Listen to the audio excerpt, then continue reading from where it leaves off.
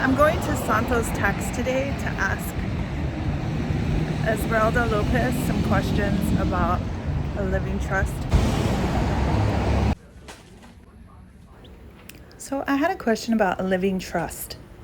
So just the other day, I had two sisters come in and they wanted to claim deed their property. One sister granting it to the other, removing one sister off of the deed. I advise them that they should not do that. And the reason why is because even though there may not be a reassessment of the property taxes, if something should happen to the sister who inherits the home or keeps the home, the property will have to go to probate. So for her children who are should have had inherited the property, they will have to go through the probate process, which is long, usually anywhere from a year to 2 years long, could cost anywhere from $30,000 to $50,000. And then they have to probably sell the property and then pay taxes on that sale.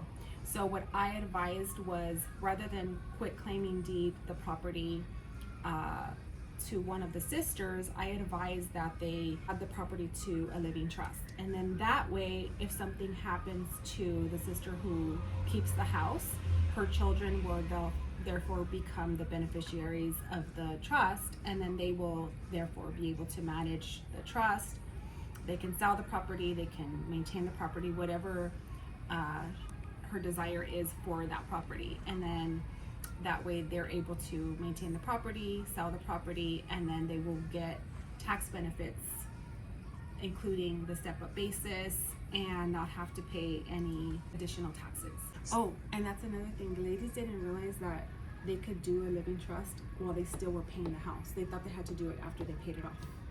So while they're making mortgage payments, Right. they could transfer or take one off and add, instead of, okay, so your clients, instead of quit claiming themselves on the deed, now you're advising them to add each other to a living trust, or how does that work? So the way I advise is that while they're both living in the home, the sister that is going to be predominantly the owner of the property, her job will be to decide who will be the successor trustee.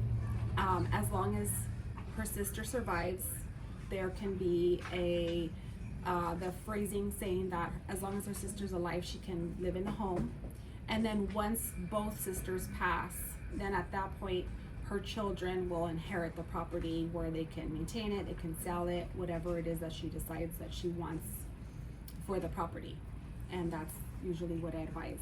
And another thing to add is that while you still have a mortgage, you can create the living trust. You don't have to wait till the mortgage is paid off. You can do it while there's currently still a mortgage. Okay, and how do people find you for living trust to start a living trust? How can people find you? Okay, so you call my personal cell phone, which is 323-454-3428. Typically myself or my assistant Crystal will answer the phone. If you're interested in a living trust, we'll therefore email you the protocol, the application, and the steps of what we take to create the living trust.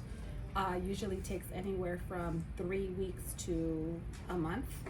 And then we provide you a binder where you'll have all the documents, usually including power of attorney, health directive, living trust, will, the new deed, and you can add any other pertinent documents that are relevant to the property, home insurance, taxes, anything that's important to the home, so that your family can have easy access and quick access to. So if something does happen to you, everything's in one place.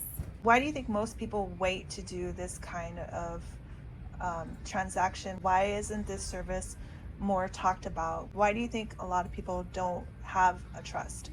So the reason why I like dealing with the community that I'm in is because a lot of them are not educated in this. They just assume, well, when I pass away, my kids are going to inherit the house. And what I explain to them is, that's not the process. The process is it will go to court. It will go through probate.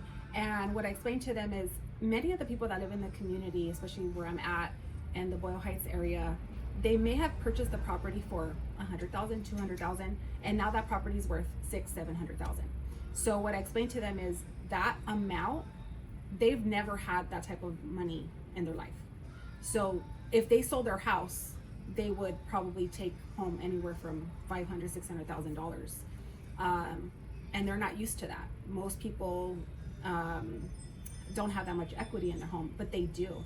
So what I explained to them is they want to pass that on to their family. They want to have a family legacy where their children will be able to maybe maintain the home, live in the home if they need it, or sell the property, and then they can use it to therefore purchase a home for themselves, as maybe they can use that money as a down payment, or they can sell the property and then buy an investment property as a family. Maybe their children could work together to buy investment property, whatever the case. But I think it just, the lack of education in the community, because most people don't know people that maybe have money, or they don't know people that have generational wealth, or they don't know people that have businesses that have had businesses for many years. So the lack of education. So what we want to do is be a beacon for the community so that we can teach them the best route to take to create generational wealth in their family. So that's what we're here for. Thank you. And how long, if someone were to come in today, how long does this process take? Okay, so typically when we send out the email, it's pretty self-explanatory. It goes right down the list of everything that we will need from you, what the expectations are. When you bring in the application initially, it will be, we do ask for a down payment, which is usually half of the fee. And at that point, we order the binder, and then we start I start the process of the documents that are going to be included in the living trust. And if there's any questions, if there's anything that I'm not sure about or I want to speak to you about a week or two after starting, I'll call you, see if everything looks fine or sounds fine, and then I'll continue with the process. We'll schedule an appointment. You will come in, I will notarize the document, and at that point I send it to the county recorder, and then that takes another few weeks or so. And then once that's processed, you can come in, we scan all the documents for you, put it on a flash drive, and then you get to take it home and have it there for you, so that if something should happen or anything like that, it's ready for you and it's available. Okay, well, thank you very much for your time, and I will share this information with my followers and the viewers out there in the community. Thank you. If you have any questions, give me a call. I'd love to schedule an appointment with you.